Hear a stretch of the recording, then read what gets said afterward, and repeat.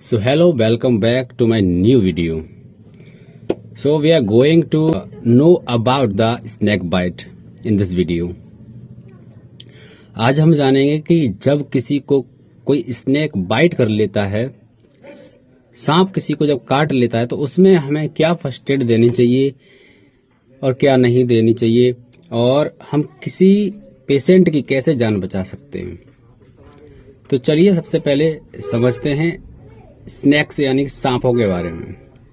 तो खोजकर्ताओं ने अभी तक जो खोज की है उसके अनुसार लगभग 35,000 प्रजातियां 35,000 स्पेसीज 35,000 प्रजातियां इस पृथ्वी पर मौजूद हैं सांपों की, जितनों की अभी खोज हो पाई है, जिसमें से 250 सांप जो हैं वो पॉइजनस हैं यानी कि जहरीले हैं, जिसमें कोबरा, किंग कोबरा, कॉमन करैत और इसके अलावा रसल वाइपर और ऐसे ही अन्य।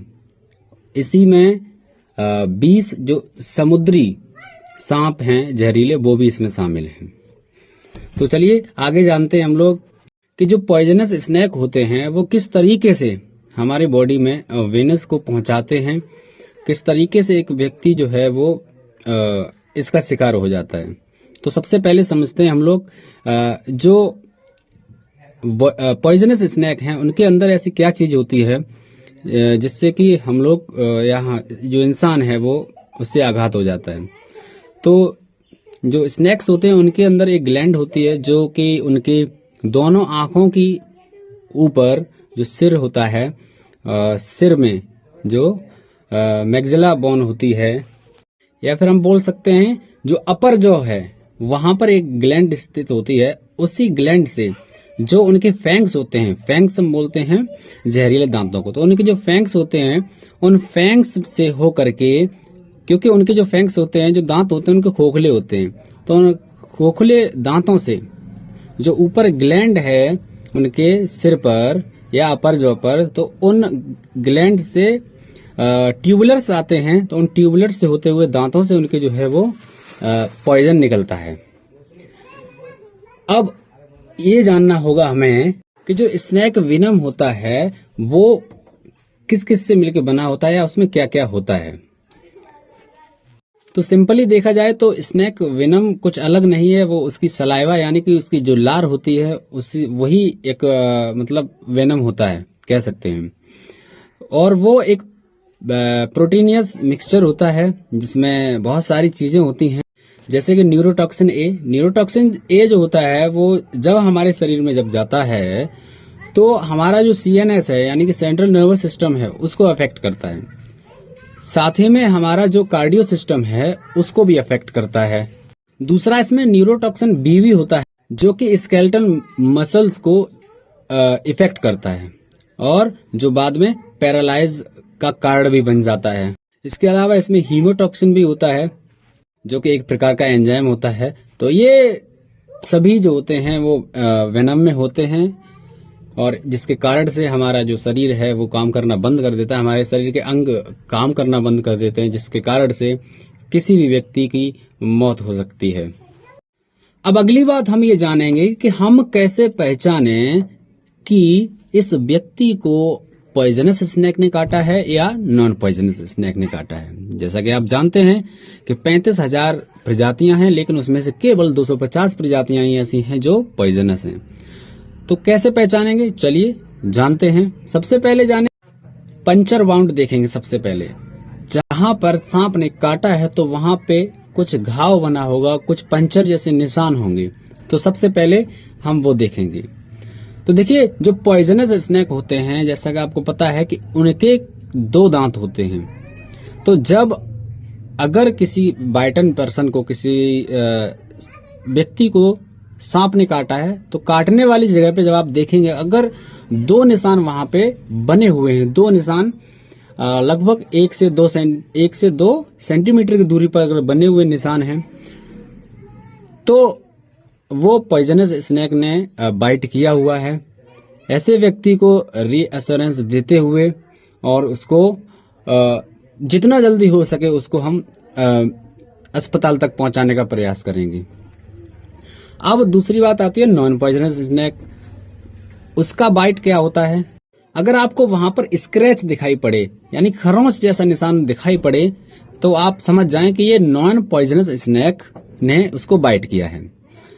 तो यहाँ पे आप राहत की सांस ले सकते हैं और आपके पास काफी समय है उसको अस्पताल ले जाने के लिए। सीधी सी बात तो ये है कि हमें पेशेंट को अस्पताल जरूर लेके जाना है।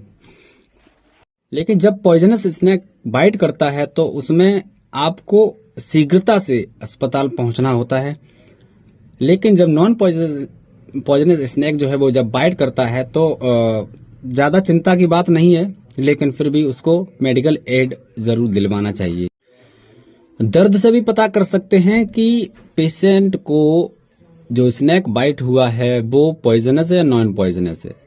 जब एक पॉइजनस स्नेक बाइट करता है तो व्यक्ति को जो पेन है वो सीवियर पेन होता है, लगातार बढ़ता रहता है। वो पेन कम होने का नाम नहीं लेता है, वो लगातार बढ़ता रहता है। वहीं अगर नॉन पॉइजनस की बात करूं तो जहां पर पर्टिकुलर जो एरिया है जहां पे उसको बाइट किया है उतनी जगह पे केवल दर्द होगा और ये जो पेन होगा वो रेडिएटिंग नहीं होगा, वो बढ़ता हुआ दर्द नहीं होगा।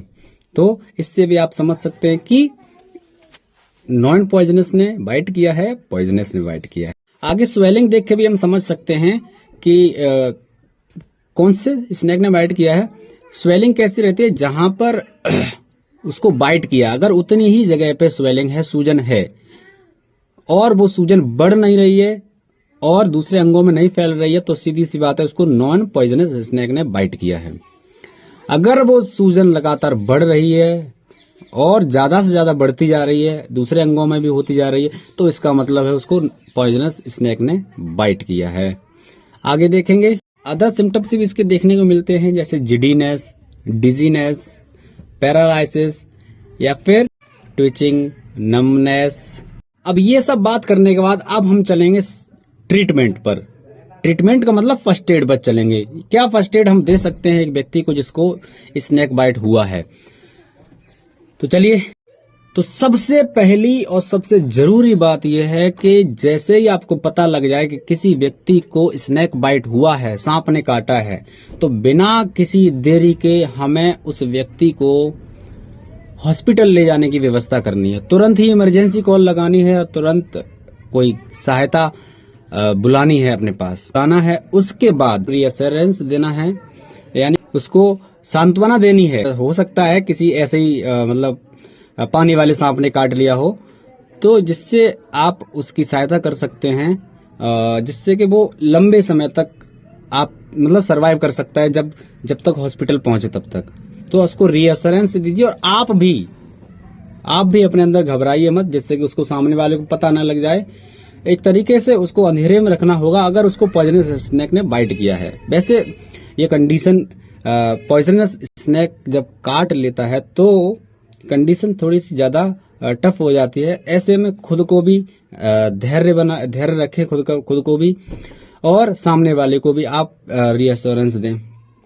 लेकिन इसका मतलब ये नहीं है कि आप देरी करें। आप अपनी जो क्रियाएं हैं उनको सुचारू रूप से जारी रखें और जितना जल्दी हो सके उसे हॉस्पिटल तक पहुंचाएं। आगे आप फर्स्ट एड के रूप में और उसे क्या दे सकते हैं? तो आप एक टर्निकेट जो है वो अप्लाई कर सकते हैं, जहां पे पर्टिकुलर एरिया पे उसने सांप जो जहां सांप ने काटा है उसके ऊपर आप टर्निकेट का मतलब कोई ऐसी चीज जिससे आप बांध सकें, तो उससे आप सर्कुलर मोशन में बांधें। ना ज्यादा टाइट हो ना ज्यादा ढीला हो। ऐसा नहीं करना है आपको कि आप एक ही जगह पे आपने उसको लपेटा और उसको कस के बांध दिया। जैसे किसी को स्नेक ने अगर उंगली में बाइट किया हुआ है तो आप ऐसा ना करें कि उसको हाथ में पूरा सा टाइट करके बांध दें। ऐसा करने से उस पेशेंट का जो हाथ है वो डेड हो सकता है और उसको आगे कटवाना पड़ सकता है। तो ऐसा बिल्कुल ना करें। सर्कुलर मोशन में बांधें, यहाँ से बांधते हुए ले जाएं और यहाँ गोल गोल और इस तरीके से आप बांध दें। और इससे क्या होगा, आपका जो अंग है, जो हाथ है, वो कटने से बच जाएगा।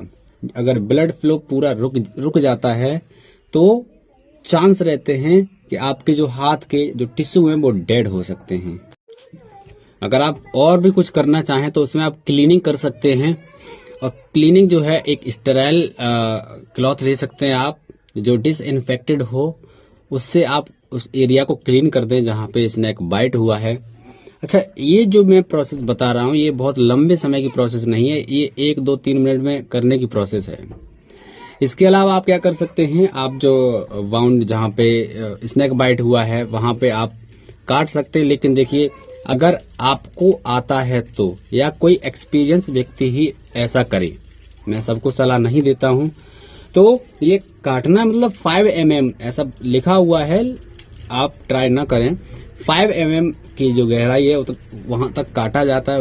उसके बाद आप जो है उस पर्टिकुलर जो अंग है उसको स्क्वीज करें, जो उसमें ब्लड भरा हुआ है उसको स्क्वीज करने से, निचोड़ने से वो निकल जाए। देखो, इसमें मैं ये भी आपने देखा होगा अक्सर फिल्मों में कि कुछ लोग अपने माउथ से सक कर लेते हैं और वेनम को, उसको भी निकालने का प्रयास करते हैं। तो ये हार्मफुल हो सकता है। देखिए, जब आप, देखिए एक तरीका है, जब आप सक कर रहे हैं उसको, तो अगर आपके मुंह में अल्सर हुए या फिर आपकी जो ओसियोफेगस है या आपका जो डाइजेशन सिस्टम है उसमें कहीं भी अगर अल्सर हुए तो वो जहर आपको भी अफेक्ट कर सकता है।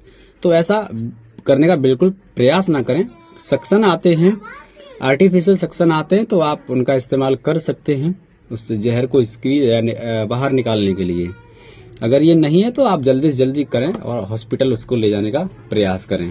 कोशिश करें पेशेंट जो है वो अनकॉन्शियस ना हो पाए। कैसे भी करके पेशेंट अनकॉन्शियस ना हो पाए, उसको बातों में लगाए रखें आप, उसको कुछ ना कुछ बताते रहें, कुछ ना कुछ पूछते रहें उससे, वो बेहोश नहीं होना चाहिए। और अगर मैं यहाँ पे मेडिकल ट्रीटमेंट की बात करूं तो जब भी कोई पेशेंट पहुंचता है हॉस्पिटल में तो उसे एंटी वेनम दिए जाते हैं कई प्रकार के, और जरूरत पड़ने पर बहुत सारे इंजेक्शन भी लगाए जाते हैं।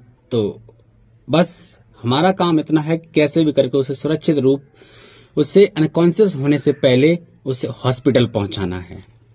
तो साथियों, आज की वीडियो में दी हुई जानकारी अगर आपको समझ में आई है, अगर आपको पसंद आई है, तो इस वीडियो को जरूर लाइक करें। और आपका एक शेयर शायद किसी की जान भी बचा सकता है। तो इस वीडियो को ज्यादा से ज्यादा अपने नियरेस्ट एंड डियरेस्ट को शेयर कर दो, जिससे कि आपातकालीन स्थिति में कोई भी अपनी सहायता कर सके। साथ ही में अगर आप YouTube पर देख रहे हैं तो हमारे चैनल को सब्सक्राइब कर लीजिए। ऐसे ही हेल्थ से जुड़ी बहुत सारी नॉलेज आपके साथ लेकर आता रहूंगा। जब आप एक लाइक करते हैं, जब आप एक प्यारा सा कमेंट करते हैं, तो मुझे दिल से बहुत अच्छा लगता है। मेरा मन करता है कि मैं और अच्छे टॉपिक पे वीडियोस बनाऊं। तो अभी जैसा कि आपको पता है कि अभी जो मैं एक श्रेणी मैंने बना रखी है, तो मैं अभी उसको कंप्लीट कर रहा हूं, फर्स्ट एड। तो फर्स्ट एड के बारे में बता रहा हूं मैं कि अब इससे पहले हम एक वीडियो पोस्ट कर चुके हैं शौक पे, जिसमें फर्स्ट एड के बारे में बताया गया था। तो अगर आपने वो वीडियो नहीं देखी है तो आप उसको भी देख लें। आप भी कमेंट करके बताइए अगली कौन सी इमरजेंसी कंडीशन में आपके सामने पेश करूं जिसका फर्स्ट एड आप जानना चाहते हैं। कोई ऐसी इमरजेंसी कंडीशन है तो आप जरूर कमेंट करके बताएं, मैं प्रयास करूंगा उस पर भी अपने विचार रखने के। चलिए, मिलते हैं किसी अगले वीडियो में। तब तक देखते रहिए और लाइक करते रहिए, शेयर करते रहिए।